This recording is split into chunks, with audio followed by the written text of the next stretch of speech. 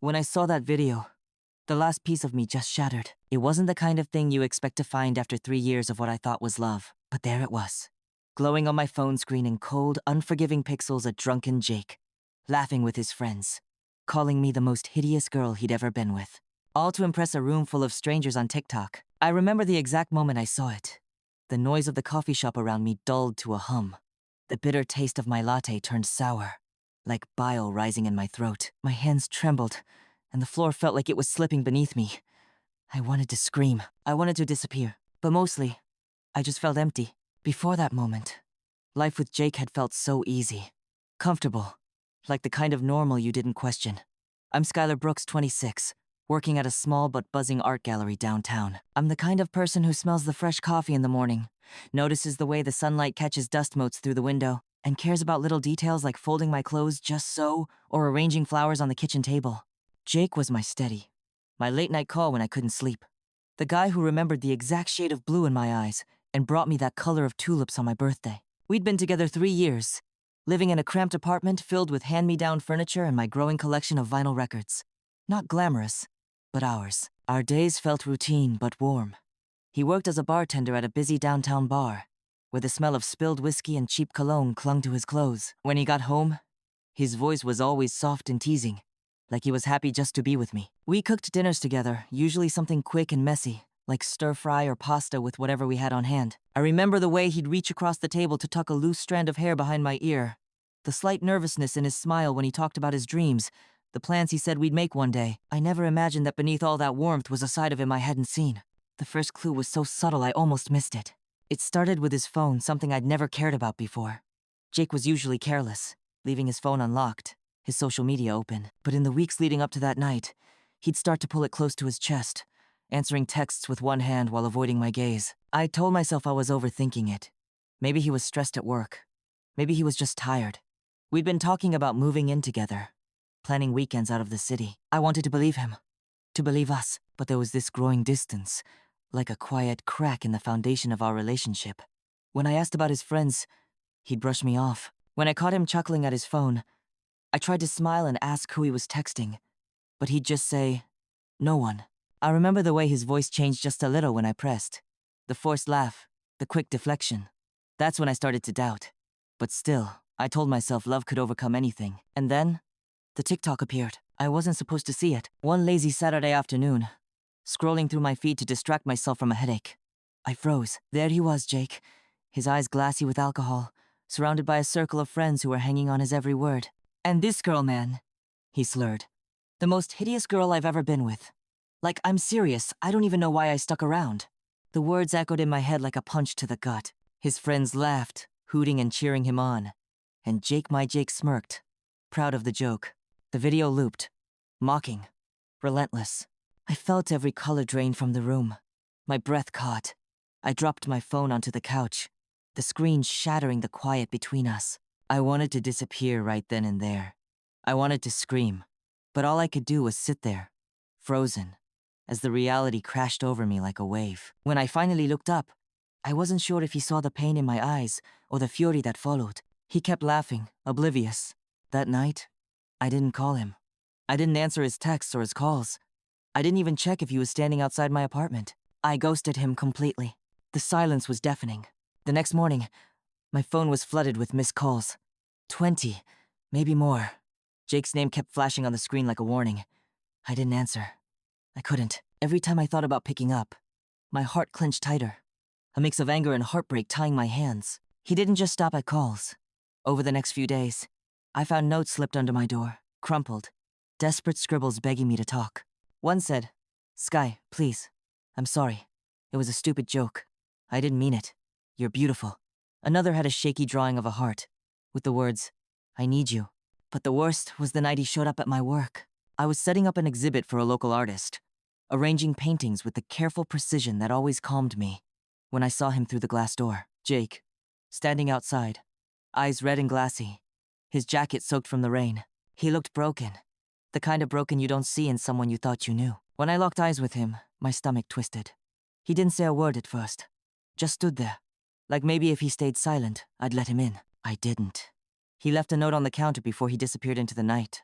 "Please don't shut me out. I'll do anything to fix this.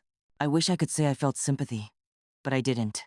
All I felt was betrayal. Looking back, I started piecing things together, the little comments he made that didn't sit right, the way he'd sometimes check his phone in secret, the sudden coolness in his voice when I asked about his plans or friends. I had brushed those moments off, convincing myself they were just cracks in an otherwise good thing. But this? This was something else entirely. Then Logan, a mutual friend, called me. I was hesitant at first. Logan and Jake had been friends for years, and I thought maybe he was just going to tell me to forgive Jake, or try to smooth things over. Instead, Logan's voice was quiet but firm. Sky, there's something you need to know, he said. That TikTok wasn't an accident. Jake planned it. It was all for Bianca. Bianca. The name hit me like a slap. Logan explained that Jake had been talking to Bianca for months behind my back.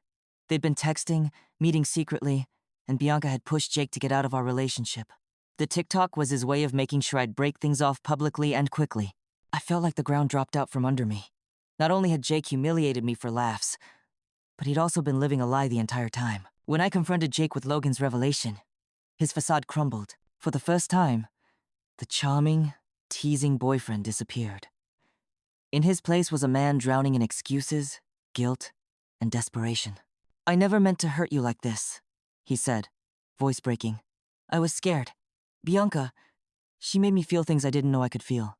I listened, but my heart had already sealed shut. This wasn't about love anymore, it was about respect. And respect, I realized, was something Jake had never really given me. I cut him out completely. I changed my number. I blocked him on social media. I stopped answering calls and deleting messages before they could sink in. It was hard. It was painful. But I knew I deserved better. Now, months later, I'm rebuilding. I'm learning to trust myself again. I'm learning that love isn't supposed to hurt like this. That sometimes, the hardest thing is walking away.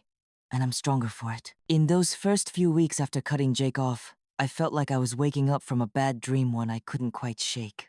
The apartment felt emptier, colder somehow. His hoodie still hanging on the back of a chair was a silent reminder of what I'd lost and what I had to let go. I kept busy with work, throwing myself into the gallery exhibitions. The hum of conversations about art and color filling the spaces between the quiet in my heart. The smell of fresh paint and old books became my new comfort. But every so often, I'd catch myself wondering how I'd missed all the signs. How could I have been so blind? The more I thought about it, the clearer it became. Jake hadn't just disrespected me in that one viral video. It was a pattern, buried beneath years of little cracks I'd ignored. Like the way he'd sometimes roll his eyes when I talked about my work or my family. Subtle, but sharp. The offhanded jokes about my clothes or the way I styled my hair always too much or not his thing. The times he dismissed my feelings, telling me I was too sensitive when I'd get upset about something small. I wanted to believe love meant overlooking flaws, but I learned the hard way that love doesn't mean losing yourself. It doesn't mean accepting disrespect. One night, I sat down with a notebook, writing everything I remembered the things Jake had said. The moments that made me feel small, but that I had chalked up to stress or bad days. It was painful, but it was necessary. Logan reached out again, cautiously. I'm sorry you had to find out like that, he said one evening, voice low and sincere. I wish I'd told you sooner, but it helped. Hearing the truth from someone else. Someone who had seen the cracks too. It made me realize I wasn't alone in this. That sometimes, friends see what we can't, and it's okay to listen. I started going out more not with Jake or his crowd, but with my own friends. People who lifted me up instead of tearing me down. I learned to say no when something didn't feel right. I stopped apologizing for my feelings or my boundaries. I began to love myself in ways I never thought possible. And the most surprising thing? I started to forgive myself for trusting too much, for ignoring the signs, for staying longer than I should have. Because healing isn't about forgetting, it's about growing. The day I finally confronted Jake after learning the full truth is burned into my memory. It wasn't planned or dramatic, no shouting matches or tears falling in the rain. It was quiet, and that made it worse. We met at a small coffee shop, the kind where the smell of roasted beans wraps around you like a familiar blanket. The barista gave me a sympathetic glance when she noticed Jake sitting across the table, hands trembling slightly as he stared at his untouched drink. I didn't want to see this side of him, the broken, desperate man who thought humiliating me publicly was a solution. But I needed answers. Why? I asked, voice calm but heavy. Jake looked up, eyes watery. I thought, if I made it public, you'd break up with me faster. I didn't want to drag it out. Bianca, she was pushing me. I was scared of losing her. The words felt hollow. His reasons didn't erase the months of lies, the public humiliation, or the nights I spent crying alone, wondering where the Jake I loved had gone. I wasn't just some obstacle. I said quietly. I was your girlfriend. I deserved honesty, not a joke at my expense. He nodded, shame crawling across his face. I know. I messed up. For a moment, I saw the boy I once knew, the one who made me laugh until my stomach hurt, who held my hand like it was the most precious thing. But then I looked at the man sitting before me, and I knew he was gone. I'm done, I said firmly. I'm done being the punchline. I'm done being invisible in my own life. Jake's shoulders slumped. He wanted to argue, to beg me to stay. But I'd already made up my mind. Walking away from him that day wasn't just leaving a relationship, it was reclaiming my dignity. After that confrontation, the gossip started swirling. Friends who once called him the perfect boyfriend whispered behind their hands. At work, colleagues asked if I was okay, their eyes full of sympathy and curiosity. Even strangers on social media weighed in, some supportive, some cruel. It was overwhelming. But I learned to hold my head high. I didn't want revenge. I wanted justice, the kind that comes from standing tall when the world tries to knock you down. Jake's reputation took a hit. People began to see him not as charming or funny, but as someone who had betrayed trust in the worst way. But I never gloated. I never posted about it or dragged his name through the mud. Because my story wasn't about him. It was about me. I started sharing my experience quietly with close friends and a few trusted colleagues. Sometimes, people told me their own stories of heartbreak, betrayal, or healing. I realized how many women had been hurt in silence, too afraid or ashamed to speak up. And I decided that if my story could help even one person see their worth and walk away from toxicity, it was worth telling. Rebuilding my life after Jake wasn't easy. Some days felt heavy with grief, the kind that sits like a weight on your chest and makes even breathing feel like a chore. Other days, I found unexpected bursts of joy, sunlight through the window, a song that made me smile, or a friend's laughter over coffee. I started setting boundaries I hadn't known I needed. No more silencing my gut instincts. No more ignoring the small voices telling me something wasn't right. I learned that self-respect wasn't selfish. It was survival. One afternoon, while organizing the gallery, I found a stack of letters tucked away in a box. They were thank you notes from past exhibitions, little reminders of moments when I'd made a difference. Holding those faded pages, I felt something shift, like the part of me Jake tried to erase was still very much alive. Logan reached out again, this time with an invitation to a small group he'd started, people healing from toxic relationships, sharing stories and finding strength in community. I was hesitant at first, but I went. It was the first step in finding my voice again. In those meetings, I met women who had been silenced for years, who had learned to stand up for themselves one day at a time. We talked about shame, betrayal, and the slow, messy process of healing. It wasn't pretty, but it was real. One day, Bianca's name came up in conversation. I won't lie, it stung. But I didn't waste time on bitterness or blame. I understood that the real problem wasn't her. It was Jake, and the choices he made. I chose forgiveness not for him, but for me. The months passed, and I found joy in small things again. I went to art shows, took dance classes, and even started dating cautiously, reminding myself that love should feel safe, not like a trap. I kept a journal, filling pages with reflections, hopes, and sometimes tears. Writing became my therapy, my way of reclaiming my story from the chaos. Most importantly, I learned to trust myself, to know my worth without needing anyone else to validate it, to love myself fiercely, even on the days when it felt impossible. The day the story finally went public beyond the small circles of friends and family was strange. It wasn't through me or Jake, but through someone else sharing the viral TikTok and the fallout on social media. Suddenly, people I hadn't seen in years were reaching out. Some sent messages of support, others questions tinged with judgment. The gallery even received a few awkward calls, with strangers wanting to know if the rumors were true. It was overwhelming, but also strangely freeing. I didn't hide anymore. I didn't need to. Jake's public image crumbled further after that. People started calling him out not just for the video, but for the disrespect and lies that followed. Yet, I never felt the urge to attack or degrade him, because justice isn't about cruelty. It's about standing in your truth and letting the world see who you really are. At work, the atmosphere shifted. Some colleagues who hadn't known the full story treated me differently, more respectfully, more carefully. My friends rallied around me, their support a steady light through the storm. I even had a few people reach out privately, thanking me for speaking up. They said it gave them courage to leave their own toxic relationships. That meant more than anything. Social media can be brutal, but it can also be a platform for healing. I started sharing my story quietly online, not to shame Jake, but to offer a hand to others who might be struggling. I posted reflections, quotes about self-worth, and reminders that no one deserves to be humiliated or hurt. And slowly, a community began to form. Healing isn't a straight line.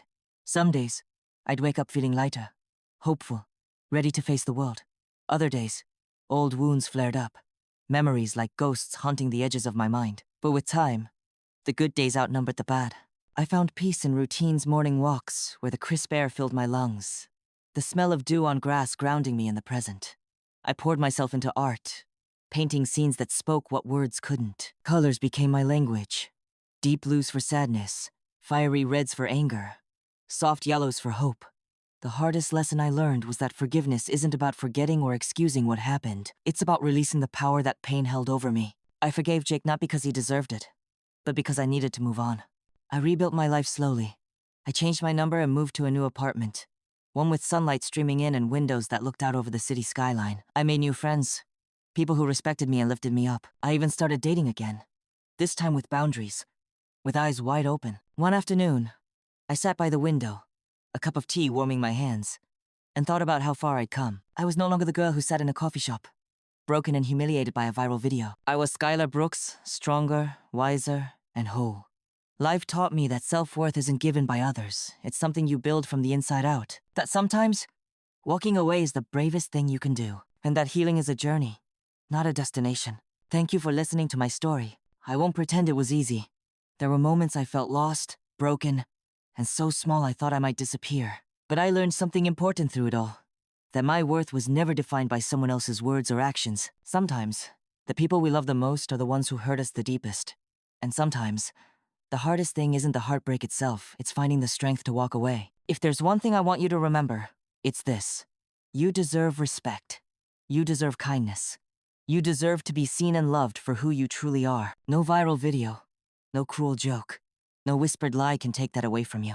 So, if you're sitting there today feeling broken or unsure, know that healing is possible, that you are not alone, that your story matters. Would you have done what I did? Would you have found the courage to walk away? Tell me your thoughts in the comments. Your voice might be the one that gives someone else the strength to do the same. If you found something meaningful in my story, please consider subscribing and supporting the channel.